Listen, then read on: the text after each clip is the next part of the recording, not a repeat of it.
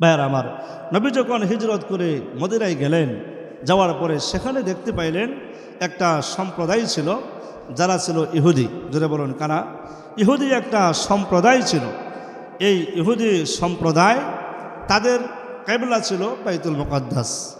বাইতুল মুকাদ্দাসের দিকে ফিরে তারা নামাজ আদায় করত, এটা তাদের কিবলা ছিল। যখন বিশ্বনবী সারওয়ারে দু আলম নবী মক্কা ছেড়ে যখন মদিনায় হিজরত করে গেলেন, যাওয়ার পরে আল্লাহ রাব্বুল আলামিন বিশ্বনবীকে কিবলা যখন পরিবর্তন করে দিলেন, আল্লাহ রাব্বুল আলামিন আদেশ করলেন, ওগো নবীজি, আজকে থেকে আপনি আর বাইতুল্লাহর দিকে ফিরে নামাজ আদায় করবেন না। আজকে থেকে আপনি, আপনার কিবলা হলো বাইতুল মুকাদ্দাস, আপনি বাইতুল মুকাদ্দাসের দিকে ফিরে নামাজ আদায় করবেন। ভাইয়ারা আমার, বিশ্বনবী সারওয়ারে দু আলম নবী আর বিলম্ব করেন নাই, সাহাবায়ে কেরামকে নিয়ে সঙ্গে সঙ্গে যখন বাইতুল মুকাদ্দাসের দিকে ফিরে নামাজ আদায় শুরু করলেন, এমনই সময় সেখানের ইহুদিরা, ইহুদি সম্প্রদায়েরা লাফালাফি শুরু করল। মুসলমানদের কাছে গিয়ে বিভিন্নভাবে তাদেরকে ব্যঙ্গ বিদ্রোপ করে বলতে লাগলো, এ মুসলমানেরা, এ নব মুসলিম মুসলমানেরা, দেখেছ তোমরা মুহাম্মদের হাতে হাত রেখে কালিমা পড়ে মুসলমান হয়ে গেছ, তোমরা আমাদের ধর্ম বাদ দিয়া মুহাম্মদের ধর্ম তোমরা গ্রহণ করেছ। দেখো দেখো, এই যে মুহাম্মদ মদিনায় আসার সঙ্গে সঙ্গে আমাদের কিবলা বাইতুল মুকাদ্দাসের দিকে ফিরে নামাজ আদায় শুরু করেছে।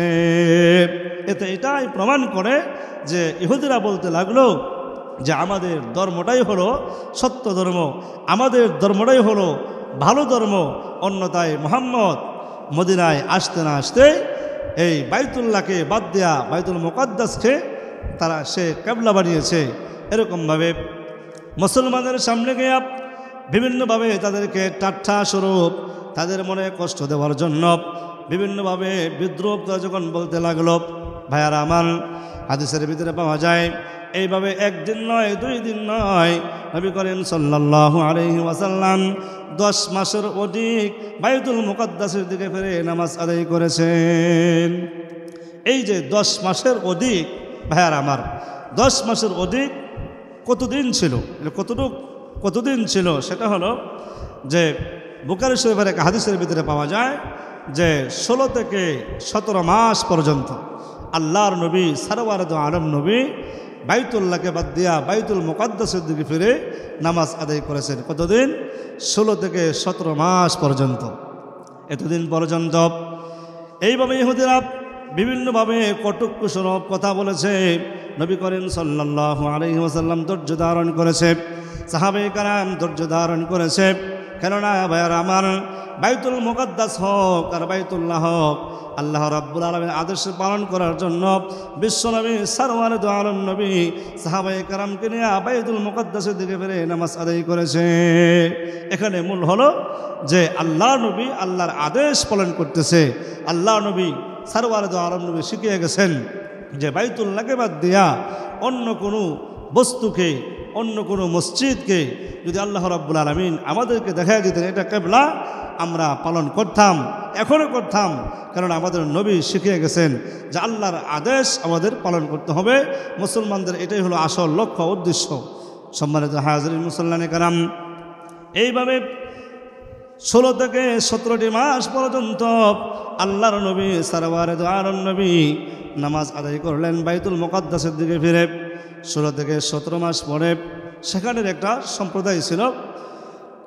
নবী করিম সাল্লাল্লাহু আলাইহি ওয়াসাল্লাম তখন ওই সম্প্রদায়ের একজন সাহাবী ছিল। তো ওই বনু সালিম গোত্রের একজন সাহাবী ছিল।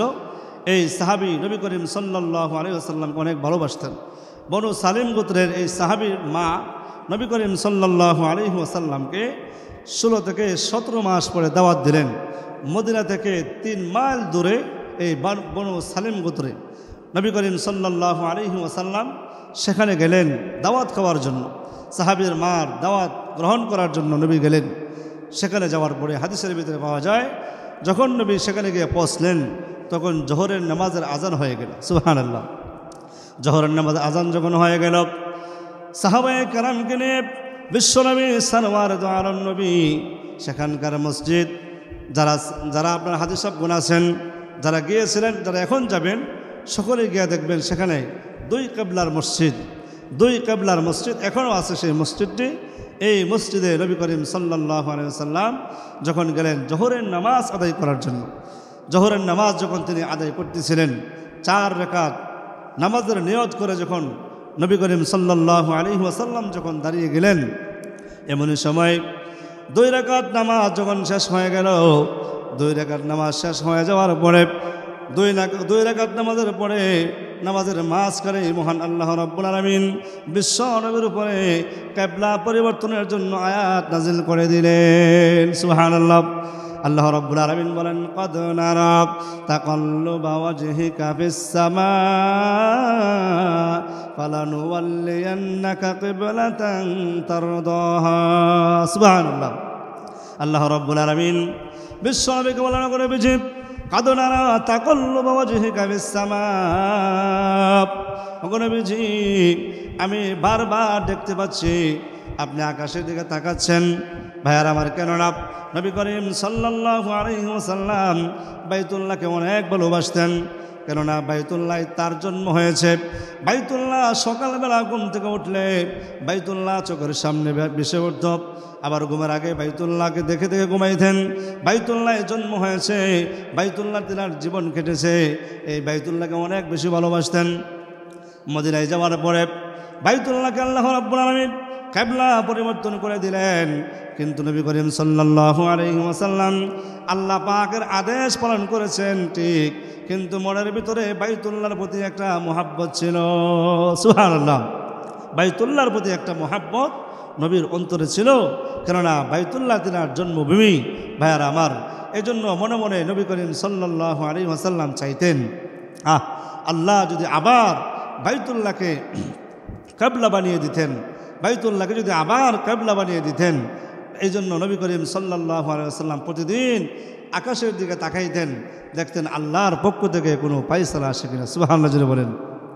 ভাইয়ারা আমার, এই জন্য নবী করিম সাল্লাল্লাহু আলাইহি ওয়াসাল্লাম বনু সালেম গোত্রের মসজিদে যখন নামাজ আদায় যখন শুরু করলেন, জোহরের নামাজ 4 রাকাত যখন শুরু করলেন, 2 রাকাত নামাজ আদায়ের সাথে সাথে আল্লাহ রাব্বুল আলামিন কোরআনুল কারীম আয়াত নাযিল করে দিল। সুবহানাল্লাহ। যে ক্বাদ নারা তাকাল্লুবা ওয়াজহিকা ফিস সামা। ওগো নবীজি, 16 থেকে 17টি মাস আমি আপনাকে দেখতে পাইলাম যে আপনি বারবার আকাশের দিকে তাকান, আপনি বারবার আকাশের দিকে তাকান। ওগো নবীজি, আজকে থেকে আমি মহান আল্লাহ আপনার কিবলা পরিবর্তন করে দিলাম। আপনি এখনই বাইতুল মুকাদ্দাস থেকে আপনি মুখ ঘুরিয়ে আপনি বাইতুল্লাহর দিকে ফিরে নামাজ আদায় শুরু করুন। সুবহানাল্লাহ জোরে বলেন। ভাইয়ারা আমার, নামাজের ভিতরে নবী করিম সাল্লাল্লাহু আলাইহি ওয়াসাল্লামের উপরে আয়াত নাযিল হয়ে গেল। আমরা হইলে মনে মনে ভাবতাম, সিদ্ধান্ত করতাম এখন আল্লাহ পাক আদেশ করেছে আসরের নামাজ থেকে পড়ব। ভাইয়ার আমার, কিন্তু না, নবী করিম সাল্লাল্লাহু আলাইহি ওয়াসাল্লাম একটা মুহূর্ত দেরি করেন নাই, সঙ্গে সঙ্গে উনি ওনার কিবলা পরিবর্তন করেছেন। সুবহানাল্লাহ। কিবলা পরিবর্তন করেছেন। এখন প্রশ্ন হলো, কিভাবে পরিবর্তন করলেন? নবী করিম সাল্লাল্লাহু আলাইহি ওয়াসাল্লাম তো বাইতুল মুকাদ্দাসের দিকে ফিরে তিনি নামাজ আদায় শুরু করেছিলেন। তখন বাইতুল মুকাদ্দাস ছিল উত্তর দিকে, তখন নবীজি উত্তর দিকে ছিলেন, তখন সাহাবীরা তো নবীজির পিছনে ছিলেন। এখন যদি নবীজি কিবলা পরিবর্তন করেন, বাইতুল্লাহর দিকে যদি ফিরেন, উত্তর দিকে যদি উনি ফিরেন, তাহলে তো সাহাবায়ে কেরাম মুসল্লিয়ে কেরামের মুখোমুখি হয়ে যায়। তখন কেমন করে হলো যে হাদিসের ভিতরে পাওয়া যায় নবী করিম সাল্লাল্লাহু আলাইহি ওয়াসাল্লাম উনি মুসল্লিদেরকে সামনে রেখেই আস্তে আস্তে হেঁটে হেঁটে মুসল্লিদের পিছনে গিয়ে দাঁড়াইছেন, আর সাহাবায়ে কেরামও ওনারা আস্তে করে ঘুরে নবী করিম সাল্লাল্লাহু আলাইহি ওয়াসাল্লামের তারা অনুসরণ করেছেন। সুবহানাল্লাহ। কেননা ভাইয়ার আমার, সাহাবায়ে কেরাম নবী করিম সাল্লাল্লাহু আলাইহি ওয়াসাল্লামের অনুসরণ করেছিলেন। এটাকে বলা হয় উম্মত, কারণ নবী যেই দিকে আমরাও সেই দিকে। কথা বলুন, ঠিক না বেটে? নবী যেই দিকে আমরাও সেই দিকে, এই জন্য সাহাবায়ে কেরাম এটা পালন করেছেন। নবী করিম সাল্লাল্লাহু আলাইহি ওয়াসাল্লাম সঙ্গে সঙ্গে ওই দিকে ঘুরে গেছেন, সাহাবীদের মনে কোনো প্রশ্ন নাই। কেননা সাহাবায়ে কেরাম জানতেন আল্লাহর নবী সরওয়ারে দু আলম নবী করিম সাল্লাল্লাহু আলাইহি ওয়াসাল্লাম আল্লাহর আদেশ ছাড়া, ওহী ছাড়া তিনি কোনো কাজ করেন না। কথা বলুন, ঠিক কিনা? ভাইয়ার আমার, কোনো কাজ করেন না। এই জন্য সাহাবায়ে কেরাম যারা বুঝতে পারলেন, নিশ্চয়ই মনে হয় নামাজের ভিতরে আল্লাহ পাকের আদেশ হয়েছে, হুকুম হয়েছে, ওহী নাজিল হয়েছে। এই জন্য নামাজের ভিতরে নবী করিম সাল্লাল্লাহু আলাইহি ওয়াসাল্লাম বাইতুল মুকাদ্দাসের দিকে মুখ ঘুরিয়ে বাইতুল্লাহ দিকে মুখ ফিরিয়েছেন। আমাদেরও তাই করতে হবে। সাহাবায়ে কেরাম ওই দিকে ঘুরে গেলেন। এখন প্রশ্ন হলো, নবীর যুগত মহিলারাও নবী করিম সাল্লাল্লাহু আলাইহি ওয়াসাল্লামের পিছনে নামাজ আদায় করতেন, তখন মহিলারা কি করলেন? ভাইয়ারা আমার, হাদিসের ভিতরে পাওয়া যায় মহিলারা সামনে ছিল, মহিলারা আস্তে করে ঘুরে গিয়ে তখন ওনারা পিছনের দিকে নবীজির সাহাবায়ে কেরামের পিছনে ওনারা দাঁড়াইছেন। এখন আরেকটা প্রশ্ন হলো যে তখন কি আমলে কাসির হয়ে যায় নাই? যে আমলে কাসির হয়ে যায় নাই, কিবলা থেকে যদি সিনা পরিবর্তন হয়ে যায়, অন্যদিকে ঘুরে যায়, তাহলে তো আমলে কাসির হয়ে যায়, নামাজ নষ্ট হয়ে যাবে। তখন কি আমলে কাসির হয়ে যায় নাই? ভাইয়ারা আমার, উত্তর হলো যে তখনও আমল কাসিরের বিধান তখনও নাজিল হয় নাই। সুবহানাল্লাহ বলেন। তখনও আমলে কাসিরের বিধান সম্ভবত নাজিল হয় নাই। কেননা প্রথম যখন নামাজ ফরজ হলো, তখন সাহাবায়ে কেরাম যখন নামাজে দাঁড়াইতেন, তখন একজন সাহাবী এসে পিছনে বলতেন, ভাই নামাজ কখন দাঁড়াইছে, কয় রাকাত হয়েছে? তখন উনি নামাজ থেকেই বলতেন, হ্যাঁ এইমাত্র নামাজ দাঁড়াইছে, বা 2 রাকাত বা 3 রাকাত হয়েছে, এখন তুমি দাঁড়াও, তুমি নিয়ত বাঁধো। সুবহানাল্লাহ বলেন। এইভাবে নামাজের ভিতরে কথা বললে নামাজ নষ্ট হতো না, কিন্তু এখন নামাজের ভিতরে কথা বললে আমলে কাসির হয়ে যায়, নামাজ নষ্ট হয়ে যায়।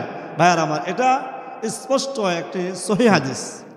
আলহামদুলিল্লাহ, শুধু বাংলাদেশ থেকে নয়, সারা পৃথিবী দেখেই মুসলমান যাদের উপরে আল্লাহ রাব্বুল আলামিন এই বছর হজ ফরজ করেছেন, যাদের উপরে এই বছর হজ ফরজ হয়েছে, আলহামদুলিল্লাহ হাজী সাহেবগণ পৃথিবীর সব প্রান্ত থেকে আলহামদুলিল্লাহ মক্কার দিকে, বাইতুল্লাহর দিকে রওনা হয়েছেন। সম্মানিত হাজরিন, মুসল্লিয়ানে কেরাম, আমি যে বিষয়টা নিয়ে আজকে আলোচনা করতে চাই, সেই বিষয়টা হলো এই যে বাইতুল্লাহ আলহামদুলিল্লাহ যারা একবার গিয়েছে বারবার তাদের আবার যাইতে মনে চায়। এবং আমরা যারা বাইতুল্লাহ এখনও পর্যন্ত পৌঁছতে পারি নাই, আমাদেরকেও বারবার বাইতুল্লাহ যেতে মনে চায়। এই যে বাইতুল্লাহ যাওয়ার জন্য আমাদের অন্তর, আমাদের মন, আমাদের দিল পাগল পারা।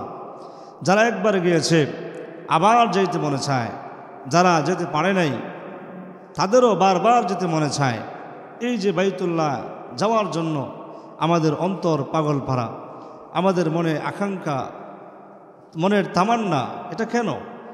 বাইতুল্লাহ বারবার কেন আমাদের যেতে মনে চায়? সম্মানিত হাজরিন, এই বাইতুল্লাহ হলো আমাদের কিবলা। এই বাইতুল্লাহ হলো পৃথিবীর সর্বপ্রথম ঘর, যা আল্লাহ রাব্বুল আলামিন ইবাদতের জন্য এই বাইতুল্লাহকে সর্বপ্রথম পৃথিবীর জমিন আল্লাহ রাব্বুল আলামিন নির্মাণ করেছেন। সম্মানিত হাজরিন, এই বাইতুল্লাহ হলো আমাদের কিবলা।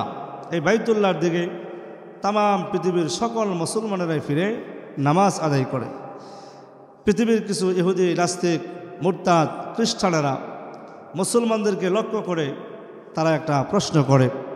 সেই প্রশ্নটা হচ্ছে যে আমরা মাটি দিয়ে, পাথর দিয়ে যখন আমরা মূর্তি বানাই, আর এটাকে যখন আমরা পূজা করি, তখন মুসলমানেরা বড় শিরক হয়ে যায়। মুসলমানেরা বলে শিরক হয়ে যায়, তাহলে তোমরাও তো মাটির দ্বারা তৈরি বাইতুল্লাহ, এই বাইতুল্লাহর দিকে ফিরে তোমরাও তো নামাজ আদায় করো, তোমাদের কি শিরক হয় না? তোমাদের কি গুনাহ হয় না? এটা হলো সম্মানিত হাজরিন, এটা হলো পৃথিবীর নাস্তিক, মুরতাদ, ইহুদি, খ্রিস্টানদের একটা প্রশ্ন মুসলমানদের প্রতি। এজন্য আমরাও বলতে চাই, এটার জবাব হলো, তোমরা যে মাটি দিয়ে, তোমরা মাটির মূর্তি বানিয়ে, পাথরের মূর্তি বানিয়ে তোমরা যে পূজা করো, এটা তোমাদের নিজেদের মন গড়া। আর আমরা যে বাইতুল্লাহর দিকে ফিরে নামাজ আদায় করি, বাইতুল্লাহকে আমরা কিবলা মনে করি, এটা হলো আল্লাহ রাব্বুল আলামিনের আদেশ। সুবহানাল্লাহ জুড়ে বলেন, এটা কার আদেশ? আল্লাহ রাব্বুল আলামিনের আদেশ। আমরা জবাবে এই কথাও জানিয়ে দিতে চাই, আল্লাহ রাব্বুল আলামিন আমাদেরকে আদেশ করেছেন বাইতুল্লাহর দিকে ফিরে নামাজ আদায় করার জন্য। বাইতুল্লাহকে কেবলা বানানোর জন্য আমরা এটাও প্রমাণ করে দিতে চাই, যদি আল্লাহ রাব্বুল আলামিন বাইতুল্লাহকে বাদ দিয়া অন্য কোনো বস্তুর দিকেও যদি আমাদেরকে ইঙ্গিত করতেন, যদি কোনো পাহাড়কে মহান আল্লাহ রাব্বুল আলামিন দেখিয়ে বলতেন এই দিকে ফিরে তোমরা নামাজ আদায় করবা, এটা তোমাদের কেবলা, আমরা মুসলমানেরা সেই দিকেই আল্লাহর হুকুম আল্লাহর আদেশ পালন করার জন্য আমরা পাহাড়কে কেবলা বানাইতাম। কথা বলুন ঠিক না ঠিক? আমরা পাহাড়কে কেবলা বানাইতাম। যদি আল্লাহ রাব্বুল আলামিন একটা গাছকে দেখিয়ে বলতো এই গাছ হলো তোমাদের কেবলা, এই দিকে ফিরে তোমরা নামাজ আদায় করবা, আমরা তাই করতাম। এমনকি একটা সুতাকেও যদি আল্লাহ রাব্বুল আলামিন নিশানা বানায় বলতো এটা তোমাদের কেবলা, এই দিকে ফিরে তোমরা নামাজ আদায় করবা, আমরা তাই করতাম। কেননা আমরা বাইতুল্লাহর দিকে ফিরে নামাজ আদায় করি। এটার এক নম্বর জবাব হলো যে আমরা আল্লাহ রাব্বুল আলামিনের আদেশ পালন করি। কথা বলুন ঠিক না ঠিক? আমরা আল্লাহ রাব্বুল আলামিনের আদেশ পালন করি। শুধু বাইতুল্লাহকে বাদ দিয়া আল্লাহ রাব্বুল আলামিন যদি বলতেন মসজিদে নববীকে যদি আল্লাহ রাব্বুল আলামিন কেবলা বানায় দিতেন, আমরা সেই দিকেই ফিরে আমরা নামাজ আদায় করতাম, মসজিদে নববীকেই আমরা কেবলা মনে করতাম। সম্মানিত হাজিরিন, প্রাণপ্রিয় মুসলমান ভাইয়ারা, কেননা লক্ষ্য করে দেখেন আমরা কিন্তু আল্লাহ রাব্বুল আলামিনের হুকুম পালন করি, আদেশ পালন করি।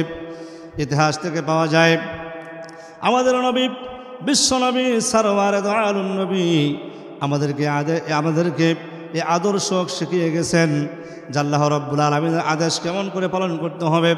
ভাইয়ারা আমার, এখন তো তামাম পৃথিবীর সকল মানুষের জন্যই এই বাইতুল্লাহ হলো কেবলা, কিন্তু এমন এক সময় ছিল এই বাইতুল্লাহকেও মহান আল্লাহ রাব্বুল আলামিন পরিবর্তন করে আপনার নবী আমার নবী বিশ্ব নবীর জন্য বাইতুল মুকাদ্দাসকে কেবলা বানিয়েছিলেন। কথা বলুন ঠিক না ঠিক? ভাইয়ারা আমার, ইতিহাস সকলের জানা আছে বাইতুল্লাহকে পরিবর্তন করে মহান আল্লাহ রাব্বুল আলামিন বিশ্বনবীকে বললেন, ওগো নবীজি, আজকে থেকে আপনি বাইতুল্লাহ দিকে ফিরে নামাজ আদায় করবেন না, আজকে থেকে আপনার কেবলা হলো বাইতুল মুকাদ্দাস। সুবহানাল্লাহ। ভাইয়ারা আমার, এই যে নবী করিম সাল্লাল্লাহু আলাইহি ওয়াসাল্লামকে আল্লাহ রাব্বুল আলামিন আদেশ করেছিলেন, বলুন তো দেখি আল্লাহর নবী কি বিলম্ব করেছিলেন? না, বাইতুল্লাহকে বাদ দিয়ে আল্লাহর নবী করিম সাল্লাল্লাহু আলাইহি ওয়াসাল্লাম বাইতুল মুকাদ্দাসের দিকে ফিরে তিনি নামাজ আদায় করেছেন, সামান্য সময় বিলম্ব করেন নাই। নবী করিম সাল্লাল্লাহু আলাইহি ওয়াসাল্লামের হিজরতের 2 থেকে 3 বছর আগে এক রাওয়ায়াতের ভিতরে পাওয়া যায় আল্লাহ রাব্বুল আলামিন বিশ্ব নবীকে কেবলা পরিবর্তন করে দিলেন।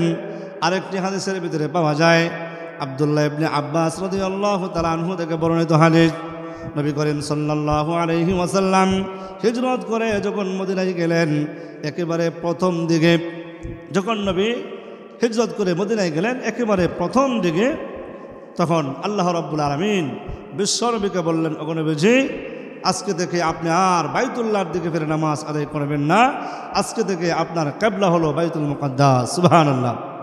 এটা সহিহ হাদিস, এটা নামাজে কথা বললে নামাজ নষ্ট হতো না, এটা সহিহ হাদিস। এখান থেকে আরেকটা কথা আমরা বলতে চাই, সেটা হলো যে সহিহ হাদিস হলেই যে হাদিসের উপরে আমল করবেন এটা কিন্তু হবে না। সহিহ হাদিস হলেই সহিহ হাদিসের উপরে আমল করা যাবে না। কেননা আগে তো নামাজে কথা বলা জায়েজ ছিল, কিন্তু এখন তো নামাজে কথা বলা জায়েজ নাই। এখন যদি আপনি নামাজে কথা বলেন তাহলে কি একটা কিল ঘুষি কি আপনার পিঠে পড়বে না অন্য কোথাও পড়বে? আপনার পিঠে পড়বে। কথা বলুন ঠিক কিনা ভাইরা? আপনার পিঠে পড়বে। কেননা এখন এই যুগে আর নামাজে কথা বলা জায়েজ নাই। ভাইয়ার আমার, সহিহ হাদিসে তো এটাও আছে, নবী করিম সাল্লাল্লাহু আলাইহি ওয়াসাল্লাম বুখারীর হাদিস, যে নবীজি কোনো একদিন দাঁড়িয়ে পেশাব করেছিলেন। আবার আবু দাউদের এক হাদিসের ভিতরে আছে যে নবী করিম সাল্লাল্লাহু আলাইহি ওয়াসাল্লাম কোনো দিন দাঁড়িয়ে পেশাব করেন নেই। যারা বলবে নবী করিম সাল্লাল্লাহু আলাইহি ওয়াসাল্লাম আম্মাদার আয়েশা থেকে বর্ণিত যে নবীজি দাঁড়িয়ে প্রস্তাব করেছে, তাদের কথা গ্রহণযোগ্য নয়, তাদের কথাকে তোমরা প্রত্যাখ্যান করো। সুবহানাল্লাহ জোরে বলেন। কিন্তু আবু দাউদের হাদিসের চাইতে বুখারীর হাদিস তো বেশি গুরুত্বপূর্ণ, শক্তিশালী। বুখারীর হাদিসের ভিতরে আছে সহিহ হাদিস, নবী করিম সাল্লাল্লাহু আলাইহি ওয়াসাল্লাম কোনো একদিন দাঁড়িয়ে প্রস্তাব করেছেন। এখন যদি আমরা সহি হাদিস মনে করে যদি আমল করা শুরু করে দেই তাহলে অবস্থাটা কী হবে? ভাইয়ার আমার, আমরা পুরুষরা যেরকমভাবে নবীর অনুসরণ করে মহিলারা তো অনুসরণ করবে, তাহলে যদি সহি হাদিস শুনেই যদি আমরা আমল শুরু করে দেই তাহলে মহিলারা যদি দাঁড়ায় পেশাব করে তাহলে অবস্থাটা কেমন হবে? কথা বলুন, ঠিক নেবে ঠিক? এই জন্য সহি হাদিস হলেই আমল করা যাবে না। এটা বুঝতে হবে বর্তমান যুগে নবী করিম সাল্লাল্লাহু আলাইহি ওয়াসাল্লাম আদেশের ভিতরে আছে কিনা, সুন্নতের মুখালেফ কিনা, নাকি সুন্নতের অন্তর্ভুক্ত কিনা, এগুলা দেখে তারপরে সহি হাদিসের উপরে আমল করতে হবে। কথা বলুন, ঠিক নেবে ঠিক? ভাইয়ারা আমার, যেই কথাটা বলতেছিলাম সেটা হলো নামাজের ভিতরে নবী করিম সাল্লাল্লাহু আলাইহি ওয়াসাল্লামের উপরে আয়াত যখন নাজিল হয়ে গেল, নবী করিম সাল্লাল্লাহু আলাইহি ওয়াসাল্লাম আল্লাহ পাকের হুকুম পালন করার জন্য, আদেশ পালন করার জন্য আবার বাইতুল মুকদ্দাস থেকে মুখ ফিরে নামাজের ভিতরে বাইতুল্লাহ দিকে তারা নামাজ শুরু করলেন। সুবহানাল্লাহ। ভাইয়ারা আমার, এখন একটা সমস্যা দেখা দিল।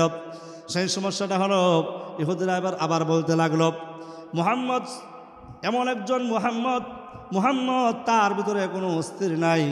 একবার বাইতুল মুকদ্দাসের দিকে ফিরে নামাজ আদায় করে, আরেকবার বাইতুল্লাহর দিকে ফিরে নামাজ আদায় করে, তার ভিতরে কোনো ধরনের কোনো স্থির নাই, তার ভিতরেই সন্দেহ।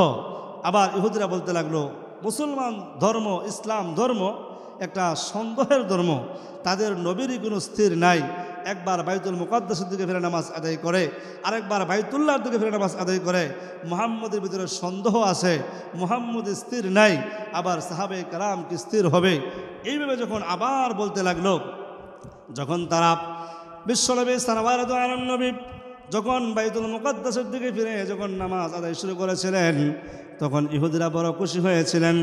এবার আবার যখন বাইতুল্লাহর দিকে ফিরে যখন নামাজ আদায় যখন শুরু করলো, এমন সময় আবার ইহুদিরা বড় নাকচ হলো, তারা বড় রাগান্বিত হয়ে এই সমস্ত অদ্ভুত কথাবার্তা তারা বলতে লাগলো। ভাইয়ারা আমার, এমন সময় আল্লাহ রাব্বুল আলামিন পবিত্র কোরআনুল কারীমের ভিতরে আবার আয়াতে কারিমা নাজিল করে দিল। আল্লাহ রাব্বুল আলামিন আয়াতে কারিমা নাজিল করে তাদের দাঁত ভাঙা জবাব দিয়ে দিলেন।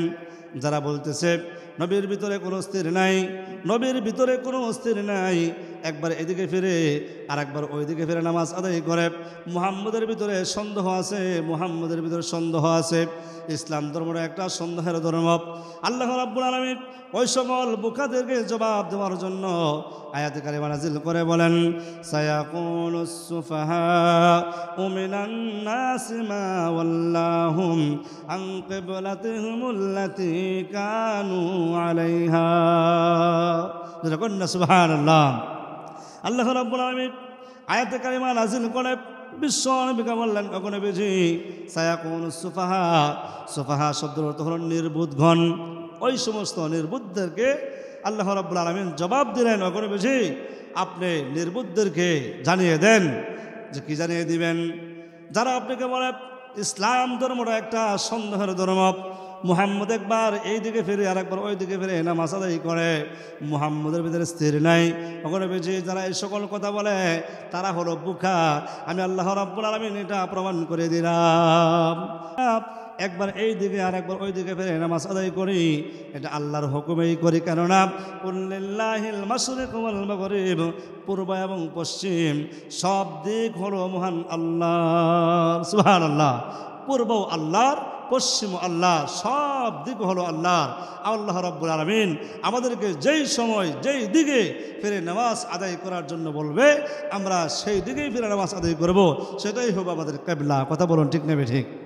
ভাইয়ার আমার, এত সময় আলোচনার দ্বারা এটা আমরা বুঝাইতে চাই, এই পৃথিবীর জমিনে যে সমস্ত কাফের মুশরিকরা বলে তোমরা বাইতুল্লাহর দিকে ফিরে নামাজ আদায় করো, বাইতুল্লাহ তো একটা মাটির তৈরি ঘর, এটার দিকে তোমরা নামাজ আদায় করো, আমরাও তো মাটি দিয়া মূর্তি বানায়া নামাজ আদায় করি, কিবলা বানাই, তাহলে এটা শিরক হয় কেন? আর তোমাদেরটা শিরক হয় না কেন?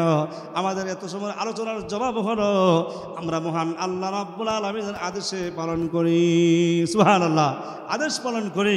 এক নম্বর কারণ হলো বাইতুল্লাহ আমাদের কিবলা। বাইতুল্লাহর দিকে আমরা কেন বারবার যেতে চাই? এক নম্বর কারণ হলো বাইতুল্লাহ হলো কি আমাদের মুসলমানদের কিবলা। ভাইয়ারা আমার, এখন আরেকটা প্রশ্ন দাঁড়ায়, সেটা হলো বাইতুল্লাহ আমাদের কিবলা, ঠিক আছে, হযরতে আদম আলাইহিস সালাতু ওয়াস সালামের কিবলা ছিল, হযরতে নূহ আলাইহিস সালাতু ওয়াস সালামের কিবলা ছিল, ইব্রাহিম আলাইহিস সালাতু ওয়াস সালামের কিবলা ছিল, আমাদের নবীরও কিবলা ছিল। কিন্তু অল্প সময়ের জন্য এই যে নবীকে আল্লাহ রাব্বুল আলামিন কিবলা পরিবর্তন করে দিলেন, বাইতুল মুকাদ্দাসকে কেন কিবলা বানাইলেন? এটার কারণটা কি? এটার কারণটা কি? এটা একটা প্রশ্ন যে কেন অল্প সময়ের জন্য, সামান্য সময়ের জন্য বাইতুল মুকাদ্দাসকে নবীজির কিবলা বানাইলেন। এটার কারণটা কি? এটা কি ইহুদিদেরকে খুশি করার জন্য নাকি অন্য কোনো কারণ? ভাইয়ারা আমার, ইসলামের ইতিহাস তালাশ করে পাওয়া যায় 4টা কারণে মহান আল্লাহ রাব্বুল আলামিন নবী করিম সাল্লাল্লাহু আলাইহি ওয়াসাল্লামকে বাইতুল্লাহ থেকে বাদ দিয়া বাইতুল মুকাদ্দাসে কিবলা বানাইছেন মাত্র 4টা কারণে। বলেন কয়টা কারণ? 4টা কারণ। 1 নম্বর কারণ হলো উম্মতকে পরীক্ষা করার জন্য। সুবহানাল্লাহ। কিসের জন্য ভাই? উম্মতকে পরীক্ষা করার জন্য।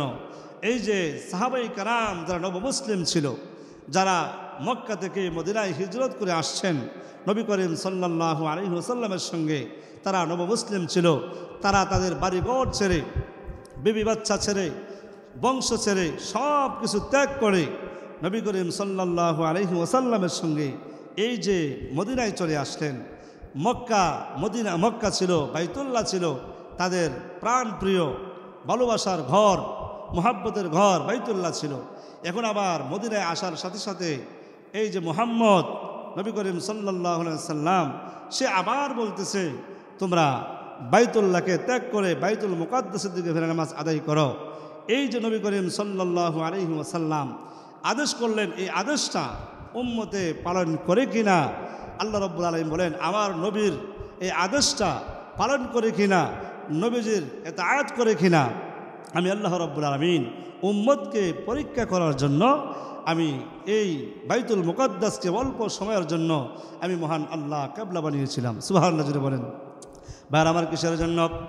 আল্লাহ রাব্বুল আলামিন পবিত্র কুরআনুল কারীমের ভিতরে বলেন, আল্লাহ রাব্বুল আলামিন বলেন ওমা জাআলনাল কিবলাতাল্লাতী কুনতা আলাইহা ইল্লা লিনা'লামা মান ইয়াত্তাবি'ুর রাসূলা মিম্মান ইয়ানকালিবু আলা আকিবাইহি।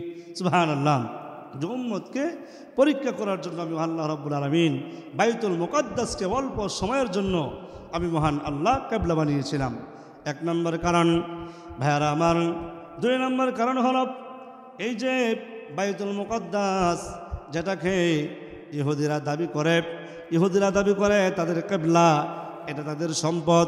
এটা যে ইহুদিদের সম্পদ নয়, এটা যে মুসলমানদের সম্পদ। আল্লাহ রাব্বুল আলামিন এটা পরীক্ষা করার জন্য, এটা বুঝিয়ে দেওয়ার জন্য যে এটা ইহুদিদের সম্পদ নয়, ইহুদিদের কিবলা নয়, এটা মুসলমানদের সম্পদ। কেননা পৃথিবীর জমিনে যত নবী রাসূল আসছেন, কোনো নবী রাসূলই ইহুদি ছিল না, খ্রিস্টান ছিল না। কথা বলুন ঠিক না ঠিক? কোনো নবী কি ইহুদি ছিল, খ্রিস্টান ছিল না? কোনো নবী ইহুদি ছিল না, খ্রিস্টান ছিল না। এই যে ইহুদিরা দাবি করে এটা তাদের কিবলা, এটা ইহুদিদের কিবলা নয়, এটা মুসলমানদের সম্পদ, এটা মুসলমানদের সম্পদ। আল্লাহ রাব্বুল আলামিন যদি অল্প সময়ের জন্য যদি নবীজির কিবলা যদি না বাড়াইতেন, তাহলে ইহুদিরা এরা বংশ পরম্পরা তারা দাবি করত যে এটা কখনোই মুসলমানদের কিবলা ছিল না, এটা কখনোই মুসলমানদের নামাজের স্থান ছিল না, এটা মুসলমানদের কিবলা ছিল না। হ্যাঁ, এটা সব সময় তারা দাবি করত, বংশ পরম্পরা তারা দাবি করেই যেত।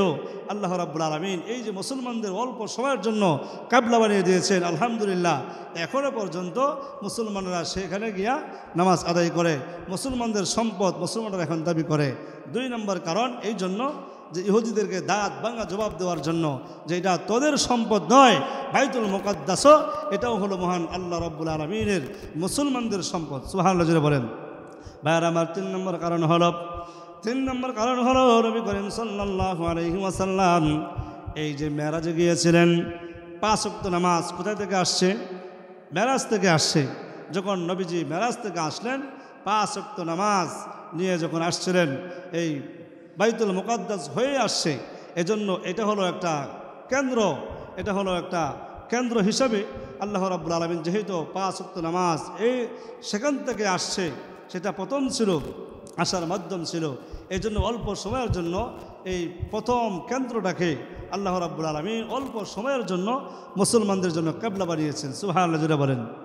ভাইয়েরা আমার 4 নম্বর কারণ হলো এই যে বাইতুল মুকাদ্দাসকে আল্লাহ রাব্বুল আলামিন অল্প সময়ের জন্য কিসের জন্য মহান আল্লাহ রাব্বুল আলামিন কিবলা বানাইলেন, কিবলা পরিবর্তন কেন করলেন? 4 নম্বর কারণ হলো খুদ তাওরাত ইনজিলের ভিতরে বর্ণিত আছে যিনি আখির নবী হবে, যিনি শেষ নবী হবে, এই শেষ নবী যিনি আসবেন উনি 2 কিবলার অধিকারী হবেন। সুবহানাল্লাহ জোরে বলেন। কয় কিবলা? 2 কিবলার অধিকারী হবেন। তাওরাত জবুর ইনজিলের ভিতরে আছে। ভাইয়েরা আমার, এখন যদি অল্প সময়ের জন্য যদি নবী করিম সাল্লাল্লাহু আলাইহি ওয়াসাল্লামকে যদি কিবলা না বানিয়ে দিতেন, তাহলে আসমানি কিতাব তাওরাত জবুর ইনজিল এটা ভুল প্রমাণিত হইতো, মিথ্যা প্রমাণিত হইতো। কথা বলুন ঠিক না ঠিক? যে তাওরাত জবুর ইনজিলের ভিতরে বর্ণিত আছে শেষ নবী যিনি আসবেন উনি 2 কিবলার অধিকারী হবেন। এই জন্য আল্লাহ রাব্বুল আলামিন এই 3 কিতাবও যে আসমানি কিতাব, আল্লাহ পাকের সত্য কিতাব, এটা আল্লাহ রাব্বুল আলামিন বোঝানোর জন্যই এই অল্প সময়ের জন্য বাইতুল মুকাদ্দাসকে মহান আল্লাহ কিবলা বানিয়েছেন। সুবহানাল্লাহ জোরে বলেন। তাহলে ভাইরা আমার 4টা কারণে বাইতুল মুকাদ্দাসকে মহান আল্লাহ নবীর জন্য অল্প সময়ের জন্য কিবলা বানিয়েছিলেন। আর 5টা কারণে আল্লাহ রাব্বুল আলামিন এই যে আমরা বারবার বাইতুল্লাহ যেতে চাই, কয়টা কারণে? 5টা কারণে। 1 নম্বর কারণ হলো বাইতুল্লাহকে আল্লাহ রাব্বুল আলামিন কেন কিবলা বানাইলেন? সর্বশেষ কেন কিবলা বানাইলেন? এখনো পর্যন্ত কিবলা কিয়ামত পর্যন্ত तमाम পৃথিবীর সকল মানুষের কিবলা হবে বাইতুল্লাহ। কেন বাইতুল্লাহকে আল্লাহ রাব্বুল আলামিন কিবলা বানাইলেন? ভাইরা আমার, 1 নম্বর কারণ হলো জাতির পিতা হযরত ইব্রাহিম আলাইহিস সালাতু ওয়াস সালাম উনি ছিলেন সকল মুসলমানদের জাতির পিতা। উনি হযরত ইব্রাহিম আলাইহিস সালাতু ওয়াস সালাম উনি বাইতুল্লাহ নির্মাণ করেছিলেন। উনি যেহেতু আমাদের পিতা, উনার নির্মিত ঘরের দিকে ফিরে আমরা নামাজ আদায় করব, 1 নম্বর কারণ। 2 নম্বর কারণ হলো আল্লাহ রাব্বুল আলামিন এই বাইতুল্লাহকে পৃথিবীর জমিনে সর্বপ্রথম ঘর হিসাবে তৈরি করেছেন। ইবাদতের জন্য সর্বপ্রথম ঘর হলো বাইতুল্লাহ। এই জন্য আল্লাহ রাব্বুল আলামিন আমাদের জন্য কিবলা বানিয়েছেন। আরেকটা কারণ হলো এই বাইতুল্লাহ একেবারে আরশে আজিমের সোজাসুজি। সুবহানাল্লাহ। পৃথিবীর জমিনে যে ঘর বাইতুল্লাহ, এটার উপরে হলো বাইতুল মামুর, বাইতুল মামুরের উপরে হলো আরশে আজিম। হাদিসের ভিতরে পাওয়া যায় কোনো ব্যক্তি যদি বাইতুল্লাহ গিয়া সেজদা দেয়, সে যেন আরশে আজিমের ভিতরে সেজদা দিল। সুবহানাল্লাহ জুড়ে বলেন। বারবার এই জন্য আরেকটা কারণ হলো এই বাইতুল্লাহ হলো আমাদের জন্মভূমি, এই বাইতুল্লাহ হলো আমাদের মাতৃভূমি। এই জন্য বারবার আমাদের বাইতুল্লাহ যেতে মনে চায়। এই জন্য আল্লাহ রাব্বুল আলামিন বাইতুল্লাহকে আমাদের জন্য কিবলা বানিয়েছেন। এখন প্রশ্ন হলো, সংক্ষিপ্ত আকারে বলছি, হুজুর আমার বাড়ি হলো নরসিংদী, আমার বাড়ি হলো ময়মনসিংহ, আমার বাড়ি হলো রংপুর, আমার বাড়ি হলো পাবনায়। আপনি বলতেছেন আমাদের সকলের বাড়ি হলো, আমাদের সকলের জন্মস্থান হলো মক্কায়, আমাদের সকলের জন্মস্থান হলো বাইতুল্লাহ। এটার কারণটা বুঝলাম না। ভাইয়ারা আমার, আল্লাহ রাব্বুল আলামিন এই পৃথিবী যখন সৃষ্টি করলেন, সর্বপ্রথম কিন্তু এই যে আমরা মাটির উপরে বসবাস করি, এটা কিন্তু মাটি ছিল না ভাইয়ারা আমার, এটা সব ছিল পানি আর পানি। সুবহানাল্লাহ। পানি আর পানি ছিল। আল্লাহ রাব্বুল আলামিন যখন আদম বানাবেন, যখন সিদ্ধান্ত করলেন, তখন আল্লাহ রাব্বুল আলামিন হাদিসের ভিতরে পাওয়া যায় এই পানির দিকে সুনজরে আল্লাহ রাব্বুল আলামিন তাকাইলেন। ভাইয়ারা আমার, সুনজরে তাকানোর পরে পানির ভিতরে উত্তাল ঢেউ যখন শুরু হয়ে গেল, উত্তাল ঢেউ যখন শুরু হয়ে গেল, আল্লাহ রাব্বুল আলামিন পানিকে বললেন, ও পানি, এত সময় তুমি স্থির ছিলে, এখন হঠাৎ করে তোমার ভিতরে কেন তরঙ্গ শুরু হয়ে গেল? কেন তোমার ভিতরে তরঙ্গ শুরু হয়ে গেল? তখন পানির থেকে জবাব আসলো, ওগো আল্লাহ, এতদিন পর্যন্ত আমরা ভাবতাম তুমি আদম বানায়া আমাদের পানির ভিতরে তুমি পাঠাবে, তারা পানির ভিতরে বিচরণ করবে, পানির ভিতরে তারা বসবাস করবে। ওগো আল্লাহ, এখন থেকে তুমি সিদ্ধান্ত করেছ তুমি মাটি বানায়া মাটির উপরে আদম পাঠাবে, এই জন্য আমাদের ভিতরে তরঙ্গ শুরু হয়ে গেছে। আমরা ভেবেছিলাম সর্ব উত্তম জাতি আমাদের উপরে বসবাস করবে। ভাইয়ার আমার এমন সময় আল্লাহ রাব্বুল আলামিন পানিকে সান্ত্বনা দিয়ে বললেন, পানি তোমার ভিতরে তরঙ্গ উঠেছে, তোমার উপরে তারা বসবাস করবে না। পানি তুমি কোনো টেনশন করিও না, তুমি কোনো চিন্তা করিও না। পানি তুমি জমিনের, তুমি পৃথিবীর জমিনে আশরাফুল মাখলুকাত মানুষদের খেদমতে সর্বদাই আসবে, কারণ তুমি পানি ছাড়া আদম জাতি বেঁচে থাকতে পারবে না। কথা বলুন ঠিক নেবে ঠিক? ভাইয়ার আমার যেটা বোঝাইতে চাই সেটা হলো, আল্লাহ রাব্বুল আলামিন এই যে সুনজরে তাকাইলেন, পানির ভিতরে তরঙ্গ যখন শুরু হয়ে গেল, যখন তরঙ্গ শুরু হয়ে গেল হাদিসের ভিতরে পাওয়া যায়, তখন এই যে ঢেউ উঠেছিল, ফেনা হয়েছিল, এই ফেনা থেকে আল্লাহ রাব্বুল আলামিন মাটির চামড়া বানাইলেন। সুবহানাল্লাহ বলেন। সর্বপ্রথম 1 ইট পরিমাণ মাটি হলো। তখন আল্লাহ রাব্বুল আলামিন 4 ফেরেশতা থেকে 3 ফেরেশতাকে পাঠাইলেন, যাও সেখান থেকে একটু মাটির চামড়া ছিঁড়ে নিয়ে আসো, আমি আদম বানাবো। 3 ফেরেশতা হযরত জিবরাইল আলাইহিস সালাতু ওয়াস সালাম, ইসরাফিল আলাইহিস সালাতু ওয়াস সালাম, মিকাইল আলাইহিস সালাতু ওয়াস সালাম কেউ পড়েন নাই, কিন্তু আল্লাহ রাব্বুল আলামিন হযরত আজরাইলকে পাঠাইলেন। আজরাইল আলাইহিস সালাতু ওয়াস সালাম যখন মাটির চামড়া ছিঁড়ে নিয়ে আসলেন, এমন সময় আল্লাহ রাব্বুল আলামিন বললেন, যাও আজরাইল, এই যে আমি আদম বানাবো, তাদের ভিতরে জান দিব, তাদেরকে মৃত্যু ঘটানোর জন্য আমি মহান আল্লাহ রাব্বুল আলামিন তোমাকে নির্ধারণ করবো। সুবহানাল্লাহ বলেন। ভাইয়ার আমার শেষ কথা হলো, এই যে সর্বপ্রথম বাইতুল্লাহর মাটি আল্লাহ রাব্বুল আলামিন সৃষ্টি করেছেন, এই বাইতুল্লাহর মাটি থেকে আদম আলাইহিস সালাতু ওয়াস সালামকে বানিয়েছেন, আর আমরা হলাম আদম আলাইহিস সালাতু ওয়াস সালামের সন্তান। কথা বলুন ঠিক না ঠিক? এজন্য আমাদের সকলের জন্মভূমি হলো, মাতৃভূমি হলো বাইতুল্লাহ। এই জন্য আমরা বারবার আমাদের বাইতুল্লাহ যেতে মনে চায়।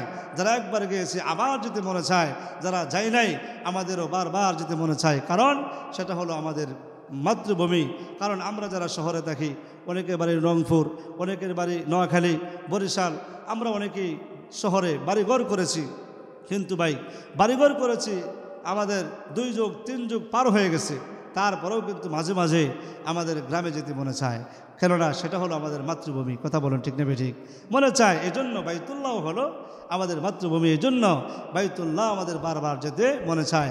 আর আরেকটা কারণ হলো, বাইতুল্লাহর দিকে আমরা ফিরে কেন নামাজ আদায় করি, বাইতুল্লাহর দিকে ফিরে কেন আমরা নামাজ আদায় করি, এর কারণ হলো আসল মেন টাওয়ারের সাথে সংযুক্ত করা। সুবহানাল্লাহ বলেন। ভাইয়ার আবার কেননা আমরা যারা মুরব্বী আছেন, আগে রেডিও ছিল, ট্যাব ছিল, অথবা বিডিবি ছিল, ঠিক না বেটে জুড়ে বলেন? যখন বিডিবি চলতো তখন একটা ক্যারিয়ার ঢাকার দিকে আপনারা ফিরে রাখতেন, তখন রেডিও ছিল, ট্যাব ছিল, লম্বা একটা পাইপ ছিল, নল ছিল, এটা আমরা ঢাকার দিকে ফিরিয়ে রাখতাম। কারণ এই যে গান হোক, ছবি হোক যে আসতেছে, এটার মেন টাওয়ার, মেন মেশিন হলো ঢাকায়। কথা বলো ঠিক না ঠিক? ঢাকার দিকে আমরা ক্যারিয়ার ফিরিয়ে রাখতাম, কারণ ঢাকা থেকে এই ছবিটায় গানটা আসতেছে যেন সংযুক্ত ভালো হয়, যেন সুন্দর হয়ে আসে। এই জন্য আমরা ওই দিকে মেন টাওয়ারের সাথে সংযুক্ত করার জন্য আমরা ওই দিকেই করে রাখতাম। এই জন্য ভাইয়ার আমার, বাইতুল্লাহ হলো আমাদের আসল কেন্দ্র, আমাদের আসল মেন টাওয়ার। এই জন্য আমরা তাম পৃথিবীর সকল মানুষেরাই বাইতুল্লাহর দিকে ফিরে নামাজ আদায় করি, কেননা এর আসল কারণ হলো যে মেন টাওয়ারের সাথে সংযুক্ত করা। সুবহানাল্লাহ বলেন। ভাইয়ার আমার, সময় সংক্ষিপ্ত করে আমি যেটা বোঝাতে চাইলাম সেটা হলো, বাইতুল্লাহর দিকে আমরা ফিরে নামাজ এই জন্য করি যে আল্লাহ পাকের আদেশ পালন করি। আর বাকি যে সমস্ত কারণগুলো বললাম, আল্লাহ রাব্বুল আলামিন বাইতুল্লাহকে আমাদের কিবলা বানিয়েছেন 5টি কারণে, আর বাইতুল মুকাদ্দাসকে স্বাভাবিকের জন্য আল্লাহ রাব্বুল আলামিন কিবলা বানিয়েছিলেন 4টি কারণে। আমি আপনাদের সামনে তুলে ধরার চেষ্টা করেছি কোরআন এবং হাদিস থেকে। এর ভিতরে ভুলভ্রান্তি হলে আল্লাহ রাব্বুল আলামিন আমাকে ক্ষমা করুন। আমরা সকলকেই আল্লাহ রাব্বুল আলামিন দ্বীনের উপর অটল অবিচল দেখে ইসলামের বিধিবিধান মেনে চলার, আমল করার তৌফিক দান করুন। ওয়া আখিরু দাওয়ানা আলহামদুলিল্লাহি রাব্বিল আলামিন। আসসালামু আলাইকুম ওয়া রাহমাতুল্লাহ।